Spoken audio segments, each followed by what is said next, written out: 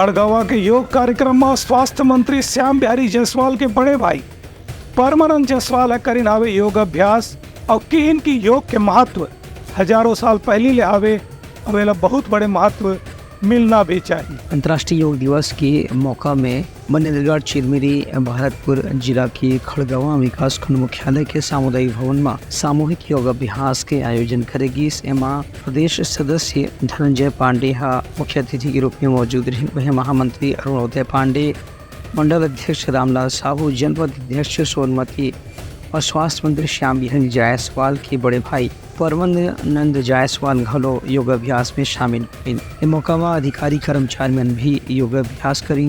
विशिष्ट अतिथि मुख्य अतिथि मन के कहना रहे कि योग अभ्यास ला यदि सुबह से अपन दैनिक जीवन में एक अनिवार्य रूप से अभ्यास के रूप में शामिल कर दे जाए तो एक से शरीर स्वस्थ रहती है और अक्सर होने वाला बीमारी से भी शरीर ला मुक्ति मिल जाती है। उनका कहना है कि अब दुनिया के अलग अलग देश में योग ला अभ्यास के रूप में स्वीकार कर लगे हैं। स्कूल में लड़कावन ला भी अब चुस्त दुरुस्त बनाए बर योग ला अनिवार्य रूप से कराए जाते। उनका कहना है कि सरकारी दफ्तर हो या निजी कार्यालय योग अभ्यास सबके जीवन में उपयोगी है। ब्यूरो रिपोर्ट उत्तलंघा न्यूज़।